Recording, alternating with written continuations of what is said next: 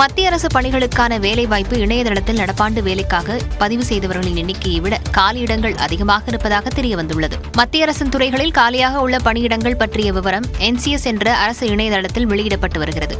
இதில் 2023-24 நிதியாண்டில் சுமார் 1,10,00,000 பணியிடங்கள் காலி என்றும் வேலைக்காக பதிவு செய்தோர் எண்ணிக்கை சுமார் 87 லட்சம் என்றும் பதிவாகியுள்ளது.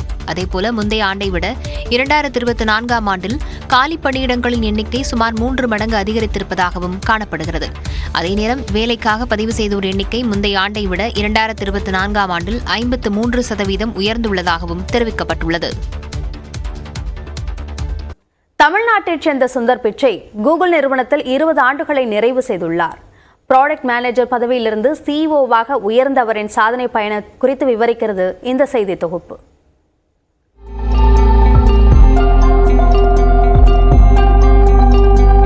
சென்னையில் இங்கிலீஷ் எலக்ட்ரிக்கல் நிறுவனத்தில் பணியாற்றி வந்த ரகுநாத பிச்சை மற்றும் லட்சுமி தம்பதிக்கு பிறந்தவர் சுந்தர் பிச்சை.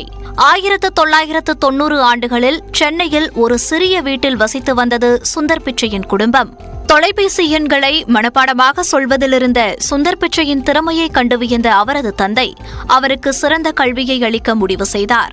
சென்னை IIT வளாகத்தில் உள்ள வனவாணி பள்ளியில் +2 முடித்த சுந்தர் பிச்சை கரக்பூரில் உள்ள IIT-யில் உலோக பொருளியல் பட்டம் பெற்றார். பின்னர் அமெரிக்காவுக்கு பறந்த சுந்தர் பிச்சை ஸ்டான்ஃபோர்ட் பல்கலைக்கழகத்தில் MS படித்து முடித்தார். மேலும் பென்சில்வேனியா பல்கலைக்கழகத்தில் MBA-வையும் நிறைவு செய்தார்.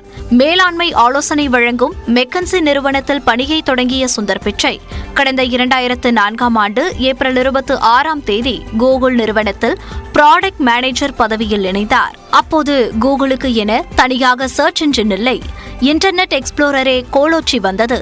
கூகுளுக்காக சர்ச் என்ஜின் தயாரிக்கும் பணியில் ஈடுபடுத்தப்பட்ட சுந்தர் பிச்சை வெற்றிகரமாக கூகுள் குரோமை அறிமுகப்படுத்தினார். இதனால் கூகுள் நிறுவனத்தின் வருமானமும் உயர்ந்தது.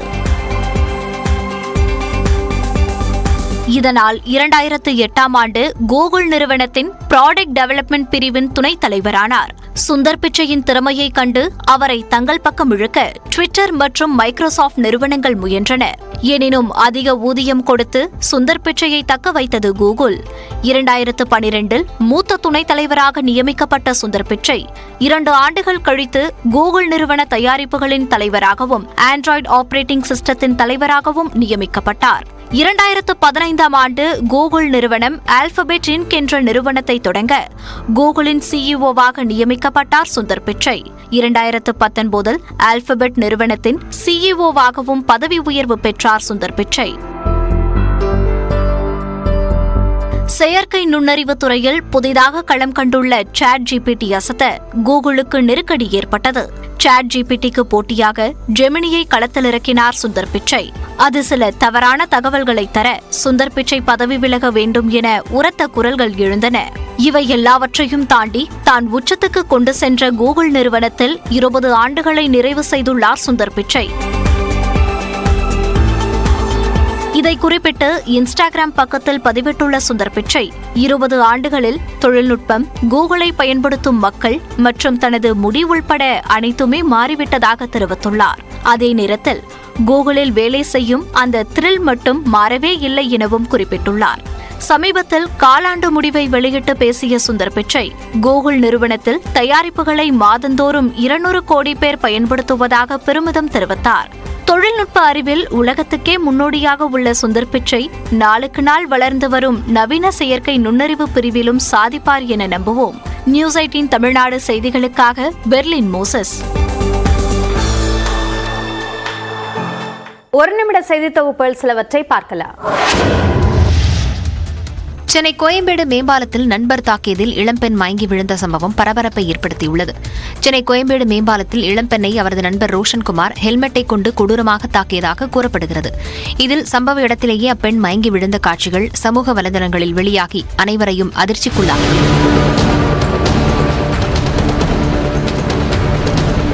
இந்த சம்பவம் தொடர்பாக வழக்கறிஞர் ஜோசப் சகாயராஜ் என்பவர் ஆன்லைன் மூலமாக சென்னை காவல் ஆணையரகத்தில் புகார் அளித்தார். அதன் அடிப்படையில் வண்ணாரப்பேட்டையைச் சேர்ந்த ரோஷன்குமாரை அழைத்து வந்து கோயம்பேடு காவல் நிலைய போலீசார் விசாரணை நடத்தினர்.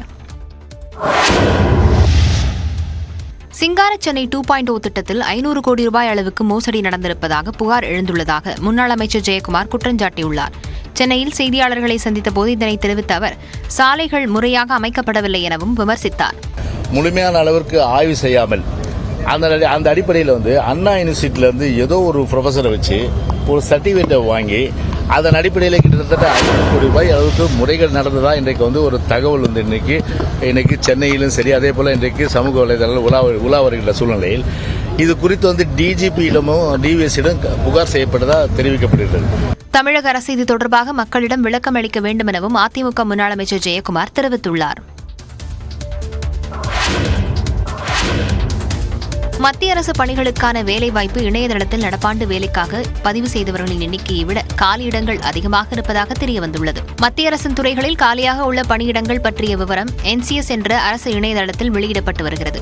இதில் 2023-24 நிதியாண்டில் சுமார் 1,10,00,000 பணியிடங்கள் காலி என்றும் வேலைக்காக பதிவு செய்தோர் எண்ணிக்கை சுமார் 87 லட்சம் என்றும் பதிவாகியுள்ளது. அதேபோல முந்தைய ஆண்டை விட 2024 ஆண்டில் காலி பணியிடங்களின் எண்ணிக்கை சுமார் 3 மடங்கு அதிகரித்திருப்பதாகவும் காணப்படுகிறது. அதே நேரம் வேலைக்காக பதிவு செய்தோர் எண்ணிக்கை முந்தைய ஆண்டை விட 2024 ஆண்டில் 53% உயர்ந்துள்ளதாகவும் தெரிவிக்கப்பட்டுள்ளது.